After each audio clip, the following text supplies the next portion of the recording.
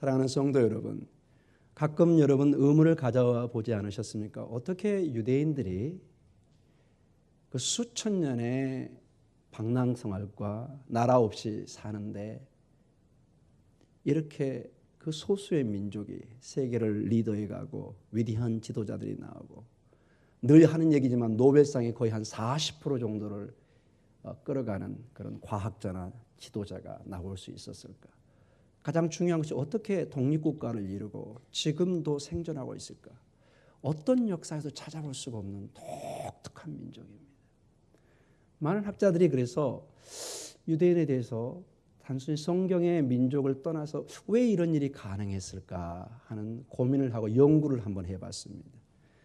여러 가지 대답이 나왔지만 가장 중요한 것이 바로 이 절기가, 이 안식일이, 이 예배가 이들을 살렸다는 것입니다. 유대인들이 그 절기를, 안식일을, 유월절을 지킨 것이 아니라 이 유월절 행사가, 안식일이 유대인들을 수천 년 동안 그들의 정체성과 그들을 하나 되게 하고 온 가족을, 온 사회를, 온 민족을 붙잡는 힘의 역할을 했다는 것입니다.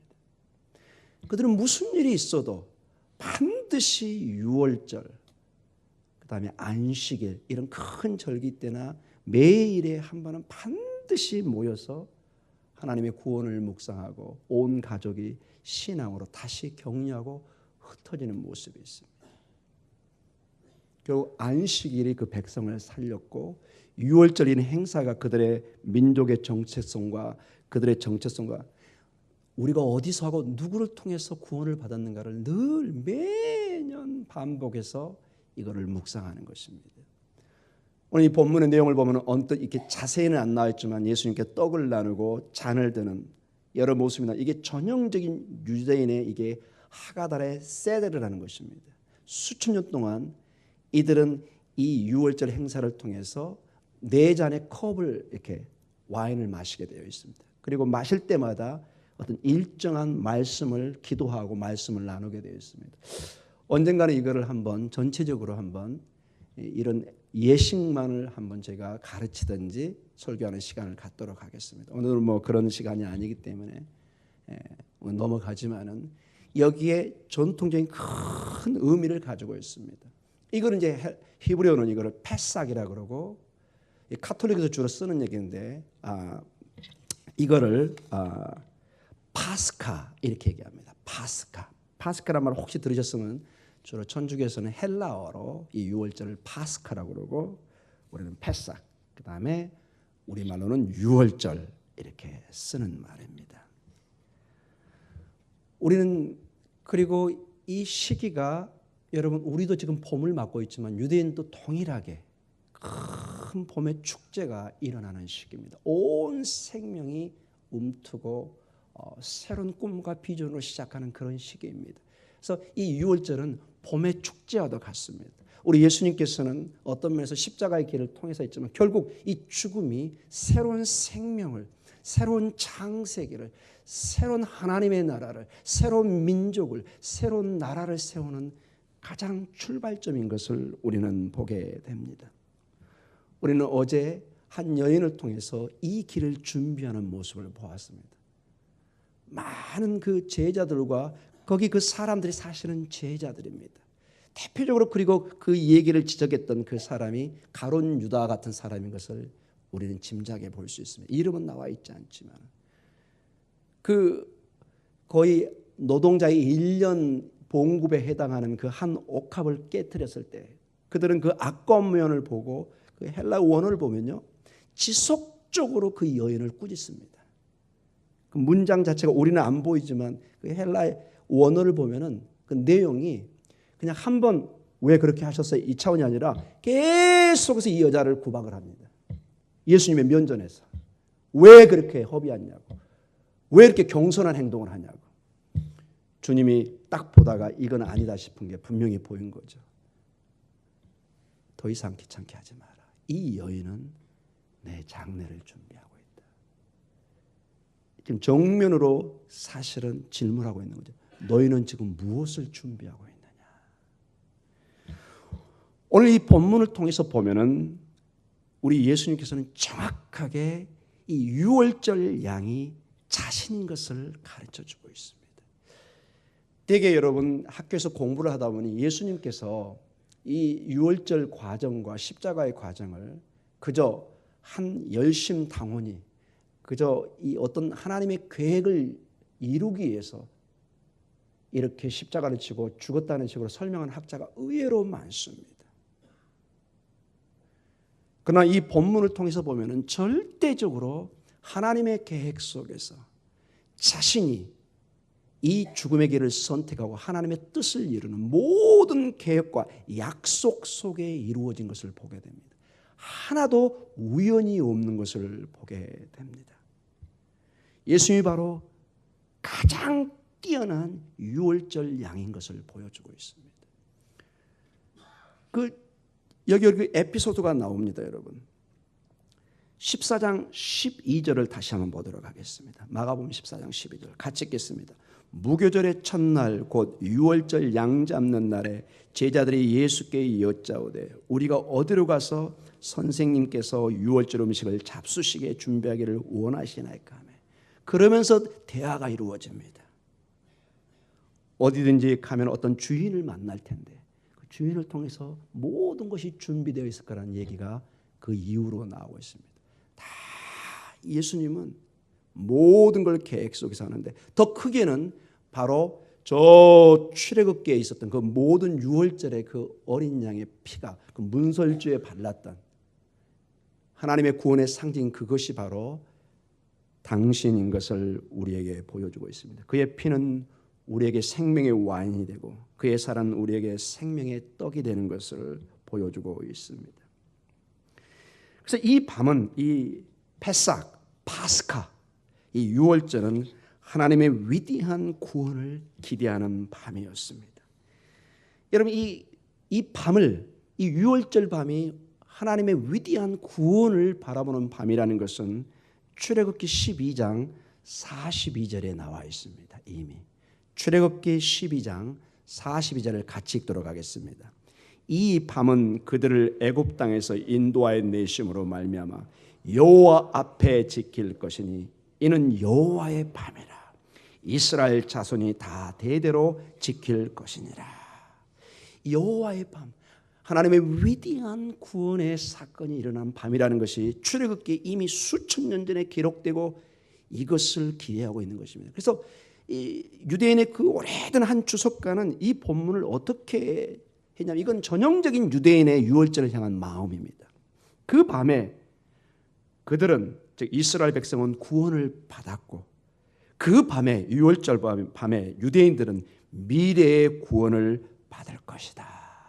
이렇게 유대의 유명한 랍비가 이것을 이렇게 주석을 해놨어요. 즉 유대인들의 그 깊은 내면에는 이 유월절 사건은 하나님의 구원의 위대한 역사의 과거의 사건과 동시에 지금과 미래에 구원할 하나님의 약속의 보증수표 있던 것입니다. 이 유월절의 구원을 보면은 장차 있을 모든 구원을 다 약속하고 있는 것입니다. 아멘. 우리 주님께서는 이 유월절 꿈을 오늘 이루고 있는 것입니다. 지금 비록 로마의 압제 속에 있지만 마치 이집트의 압제 속에 있었지만 그들이 알 수 없는 전적인 하나님의 은혜로 구원을 이루듯이 오늘 새로운 이집트가 즉 로마의 제국이 그들을 압제하고 있지만 하나님의 구원의 역사가 반드시 이루어지는데 이거는 사실은 로마의 압제 차원을 훨씬 뛰어넘습니다.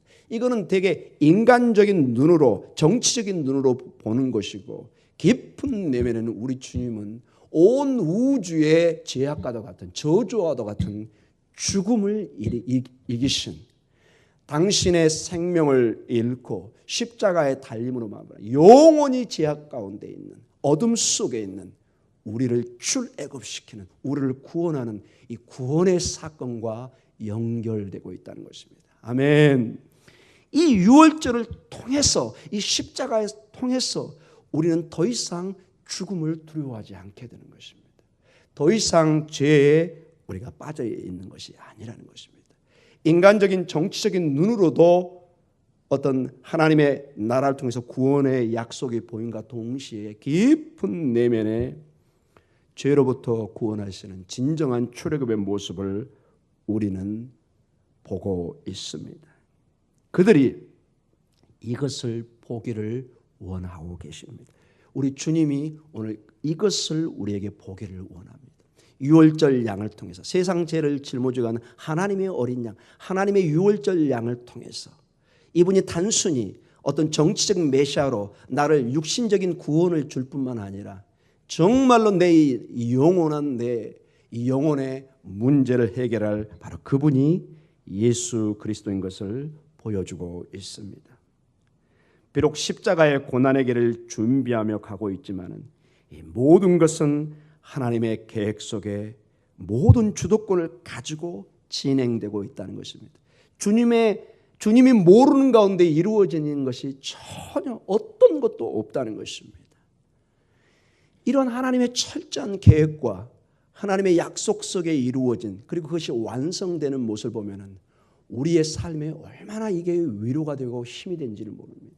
우리의 삶이 때로는 얼마나 뒤엉키고 힘든 장애가 보이고 어려움이 보이지만 하나님의 손에 맡겨질 때 모든 것이 해결될 줄 믿습니다. 하나님의 그 능력은 이 모든 것을 하나님의 계획 속에서 우리가 그분을 신뢰하고 믿고 따르기만 하면 그분은 우리의 구세주가 되어서 우리의 영혼의 구원뿐만 아니라 우리를 하나님의 진정한 생명으로 하나님의 꿈과 비전으로 인도해 줄 줄 믿습니다.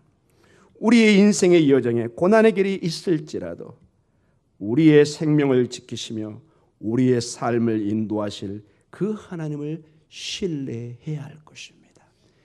유대인들이 수천 년 동안 정말 수천 년입니다, 여러분. 전혀 이들이 나라의 약속의 땅으로 돌아갈 희망이 보이지 않지만 그들은 마지막 희망을 하나님에게 두었습니다. 어떤 면에서 여러분 유대인의 역사는 모든 다른 희망을 다 하나님께서 포기하게 만드는 것입니다. 제가 수요 성경 공부 시간에 이런 질문을 했습니다. 답은 주지 않고 왜 그 당시에 이집트에 대영 제국이 있었고 메소포타미아 그 기름진 땅이 있고 물이 철철철 넘치는 땅이 있는데 왜 하필 아브라함을 갈대아 우르에서 불러서 약속의 땅이라고 부르는 가나안으로 인도했을까? 60% 이상이 사막 지역이고 거의 물이 있지 않습니다. 요단강은 그림의 떡입니다. 전혀 이스라엘 정착민들이 먹을 수 있는 물이 아니었습니다. 그 요단강을 먹으려면은 예루살렘이나 이 베델레 헤브론에서 36km 정도를 유대 광야를 지나서 물을 먹어야 되는 누가 여러분 36km 가까이를 광야를 지나서 물을 떠올 수 있겠습니까? 불가능한 얘기입니다. 여러분. 이런 험악한 지역에 왜 부르셨을까요? 국제 도로에 있어서 항상 전쟁의 위협과 어려움 속에 있는 그들 왜 그 땅으로 부르셔서 수천 년 동안 이스라엘 백성들을 훈련을 시키셨을까요? 여러분 이 가나안 땅은 정말로 쉽지 않은 땅입니다. 절대로 남들이 가만 놔두지 않는 땅입니다. 여러분 그래서 이 땅에서는 믿음으로 사는 법을 배우는 것입니다. 이 약속의 땅은 그래서 하늘만을 바라봐야 되는 것입니다. 하늘에 떨어지는 만나마를 의지하고 생명을 유지했던 것처럼 이 약속의 땅은 풍요와 젖과 꿀이 흐른다는 말이 이게 단순히 풍요의 차원을 뛰어넘어서 하늘에서 내려오는 하나님의 양식, 하나님의 인도하심, 믿음으로 사는 것을 배우는 땅이 바로 약속의 땅이었던 것입니다. 가나안 땅이었던 것입니다. 이 유월절을 통해서도 우리는 전적으로 예수 그리스도만을 바라보는 유월절의 진정한 양이신 생명이신 그분을 바라보는 여러분과 제가 되기를 기도합니다. 오늘 특별히 22절에 이제 구체적으로 떡의 의미, 빵의 의미, 양식의 의미가 나오고 있습니다. 우리 마가복음 14장 22절을 같이 보도록 하겠습니다. 그들이 먹을 때 예수께서 떡을 가지사 축복하시고 떼어 제자들에게 주시며 이르시되 받으라 이것은 내 몸이니라 하시고 아멘.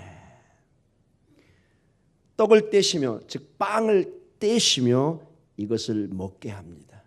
그리고 내 몸이다. 여러분 상식적으로 예수님의 살을 진짜 문자적으로 떼서 주지 않았다는 건 여러분 잘 알고 있을 것입니다.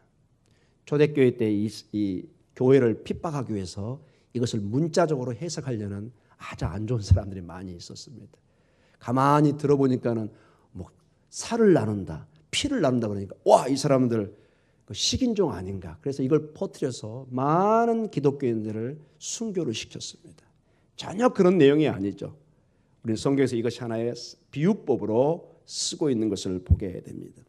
여기는 몇 가지 중요한 의미를 가지고 있습니다. 1차적으로 예수님의 생명을 의미합니다. 여러분, 예수님이 어디에서 태어나셨죠?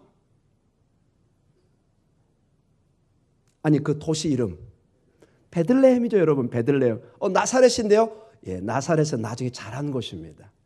베들레헴에서 태어났습니다, 여러분.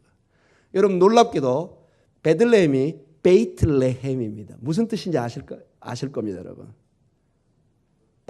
떡의 집이고 원래 떡의 도시란 뜻입니다. 빵의 도시입니다, 여러분. 육신의 빵을 통해서 모든 생명이 유지됩니다. 이제 진정한 빵이 되신 떡이 되신 그분이 성육신에서 진정한 베들레헴으로 오신 것입니다. 아멘. 물론 이게 꼭 이게 연결해서 좀 그렇긴 하지만은 기가 막힌 연결점이 있는 것입니다. 바로 그 떡집에, 떡의 도시에, 빵의 도시에 진정한 빵이신 떡이신 그분이 오신 것입니다. 오늘 그리고 이것을 그 유대인의 그 중요한 유월절 행사 때 그 떡을 나누는 시간에 내가 바로 그 떡이다. 나를 먹어라.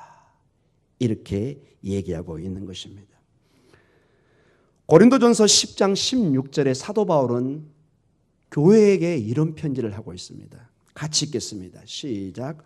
우리가 축복하는 바 축복의 자는 그리스도의 피에 참여함이 아니며 우리가 떼는 떡은 그리스도의 몸에 참여함이 아니냐. 부정이 아닙니다. 이게 묻는 것입니다. 이거는 그리스도의 몸에 참여하는 것이라고 얘기합니다. 그리고 여러분, 이 떡을 나누는 것은 그리스도의 양식을, 몸을 나누는 것을 전제로 하고 훨씬 깊은 내면으로 가고 있습니다. 이 떡을 나누면서 초대교회는 공동체, 교회의 생명을 나누는 것입니다. 그래서 이 성찬식은 굉장히 중요합니다. 고린도전서 10장 17절을 같이 보도록 하겠습니다. 같이 읽겠습니다. 떡이 하나요 많은 우리가 한 몸이니 이는 우리가 다 한 떡에 참여함이라. 아멘. 이 성찬을 통해서 우리의 공동체, 우리 생명이 하나됨을 느끼는 것입니다. 여러분, 가족이라는 것은 가장 큰 특징이 뭔지 아세요, 여러분? 식사를 같이 하는 것입니다. 여러분, 아침에, 점심에, 저녁에 식사를 하는데 어떤 사람을 거기서 배제시켜버려요. 이 의미는 뭐예요? 가족의 일원으로 받아들이지 않는다는 뜻이잖아요, 여러분. 가장 중요한 게 여러분 식사예요, 식사. 그 시간에 빼는 것은 엄청난 충격을 주는 거예요. 너 밥 먹지 마. 이거는 순간적으로 너 우리 가족 아니야. 이 뜻을 내포하고 있을 수 있습니다. 이 성찬은 여러분 우리의 영적인 양식의 식사를 나누는 시간입니다. 그래서 여러분 이 성찬을 통해서 우리가 하나됨이 바로 너와 내가 예수 그리스도의 한 몸이라는 것을 고백하는 것입니다. 아멘. 이 성찬을 통해서 여러분이 반드시 기억해야 되는 것이 뭐냐? 교회가 하나 돼야 된다는 것입니다. 이 가족을 내가 지금 확인하는 것입니다. 이 가족의 의식을. 그게 오늘 고린도전서 10장 17절을 말씀하고 있습니다. 그래서 어떤 교회에서는 항상 전제적으로 이런 얘기를 합니다. 이 성찬에 참여할 수 있는 마음이 준비되지 않는 사람은 오늘 참여하지 마십시오. 이런 부탁도 하는 교회도 있습니다. 성찬에 이렇게 중요한 그리스도의 몸을 통해서 우리 교회가 하나 되는 놀라운 한 몸이 되는 역사가 있다는 것입니다. 둘째로 23절과 23절에 잔의 의미가 있습니다. 우리 마가복음 14장 23절에서 24절을 같이 읽도록 하겠습니다. 또 잔을 가지사 감사 기도하시고 그들에게 주시니 다 이를 마시매 이르시되 이것은 많은 사람을 위하여 흘리는 나의 피 곧 언약의 피니라. 떡을 통해서 예수님의 몸이 교회가 하나 되는 생명의 공동체를 얘기한 것 동시에 이 피를, 예수님의 그 피를 상징적이죠. 물론 이걸 문자적으로 받아들이면 곤란하겠죠. 이 피를 마심으로, 포도주를 마심으로 언약의 피, 언약이라는 건 또 다른 의미의 하나님 나라의 결속을 의미합니다. 모든 것이 하나님의 언약 속에, 이 하나님의 이 묶음 속에 있는 것입니다. 주님은 피의 언약의 이 중요성을 가르치고 있습니다. 고린도전서 11장 25절에 이런 말씀으로 이 언약의 피를 새 언약으로 다시 말씀해 주고 있습니다. 같이 읽겠습니다. 식후에 또한 그와 같이 잔을 가지시고 이르시되 이 잔은 내 피로 세운 새 언약이니 이것을 행하여 마실 때마다 나를 기념하라 하셨으니. 자, 지금 두 길이 있죠, 여러분. 마가복음이라는 복음서가 있고 지금 각 교회 편지를 보낸 사도 바울의 편지가 지금 두 개가 내용인데 그 내용이 일치되고 있는 것을 봅니다. 언약의 피요, 여기는 새 언약을 세우는 것이라고 얘기합니다. 출애굽이 옛 신의 산에서 세운 언약을 완전히 새롭게 한마디로 완성시키는 모습을 보여주고 있습니다. 출애굽기 24장 6절에서 8절에 이런 말씀이 나옵니다. 우리 같이 읽겠습니다. 모세가 피를 가지고 반은 여러 양푼에 담고 반은 제단에 뿌리고 언약서를 가져다가 백성에게 낭독하여 듣게 하니 그들이 이르되 여호와의 모든 말씀을 우리가 준행하리이다. 모세가 그 피를 가지고 백성에게 뿌리며 이르되 이는 여호와께서 이 모든 말씀에 대하여 너희와 세우신 언약의 피니라. 이 피가 하나님이 너는 내 백성이다, 내 구원의 백성이라는 표를 주는 하나의 상징이라는 것입니다. 이것을 수천 년 동안 유대인들이 매년 봄에 이걸 기념하고 내려왔던 것입니다. 이 언약이 진정으로 어떤 뜻으로 정할지 사실은 잘 몰랐습니다. 그들은 마지막에 메시아가 와서 이것을 이룰 줄 알았는데 오늘 그때가 왔다고 예수님이 지금 선포하고 있는 것입니다. 내 피를 마시면서 이게 바로 언약의 피요, 새 언약이요, 바로 우리의 조상 모세를 통했던 그 언약의 피가 오늘 그리스도를 통해서 확정되는 완성되는 모습을 보여주고 있습니다. 사랑하는 성도 여러분, 이게 무슨 의미가 있을까요? 누구든지 예수 그리스도를 믿기만 하면은 그 예수 그리스도의 십자가의 보혈을 통해서 구원을 받는, 시침을 받는 역사가 일어난다는 것입니다. 아멘. 이게 여러분 기적과도 같은 신비입니다. 이 유월절 양은 모든 이스라엘 죄를 씻고 하나님의 구원의 상징이었습니다. 모든 구약의 이 성전에 뿌려지는 피는 짐승의 죽음을 통해서 이스라엘 백성들의 생명을 살리는 화해와 용서의 표시였습니다. 이제 이 일을 유월절 양이 되는, 진정한 양이 되는 예수 그리스도가 오늘 우리에게 보여주고 있는 것입니다. 이제 예수 그리스도 안에서 우리는 더 이상 양이나 염소를 잡을 필요가 없는 것입니다. 우리가 믿음으로 그 보혈의 공로와 능력을 믿고 나가면은 하나님께서 놀랍게도 그리스도를 통해서, 그 피를 통해서 여러분과 저를 보기 시작합니다. 아멘. 이게 놀라운 신약의 예수 그리스도의 선포인 것입니다. 나는 연약하고 나는 여전히 죄인이고 나는 여전히 부족한 사람이지만, 여기 제가 일부러 가룟 유다는 다루지 않았습니다. 우리는 가룟 유다보다 더 할지도 모릅니다. 수만 번 예수님을 배신하고 팔 수도 있습니다.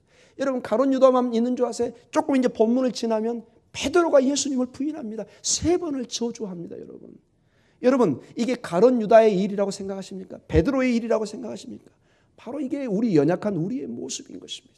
이 연약한 우리를 위해서 주님이 십자가에 달리신 것입니다. 결론적으로 말씀을 마치겠습니다. 유월절 행사에 지금 십자가의 길을 바로 가기 직전에 그들은 모든 사람이 모여서 하는 그 봄의 축제, 다른 사람은 그 출애굽기의 구원의 그 하나님의 역사를 바라보고 있지만은 이제 새로운 출애굽, 새로운 하나님의 나라, 새로운 하나님의 백성들이 출발하는 그 순간에 예수님이 제자들을 통해서 이 일들을 시작하고 있는 것입니다. 작은 마가 다락방의 출발이지만 오늘 그 공동체가 여기 목동 중앙교회까지 와서 그 그리스도를 통해서 수천 년이 지난 저희가 지금 기념하고 오늘도 믿음으로 이 유월절 행사에 참여하고 있는 것입니다. 믿음으로 우리가 예수 그리스도 안에 있으면 이 놀라운 수천 년 하나님의 구원의 역사에 우리가 참여하고 있는 것입니다. 사랑하는 성도 여러분, 오늘도 힘을 내십시오. 어떤 면에서 이 유월절 행사가 고난주간이 슬픔의 길이기도 하지만은 이것은 반드시 생명을 전제하고 있고 부활을 전제하고 있기 때문에 축제의 봄인지도 모릅니다. 그리스도 안에 있으면 모든 것을 새롭게 출발할 수 있습니다. 새로운 창세기가, 새로운 유월절이, 새로운 하나님의 나라가, 새로운 하나님의 백성이 이제 시작되고 있습니다. 옛것이 지나가고 새것이 되었도다. 이 주님의 놀라운 고백이 이 고난주간의 묵상의 삶 속에서 깊은 내 내면의 영혼을 때리고 도전하는 귀한 말씀이 되기를 축복하며 기도합니다. 기도하겠습니다.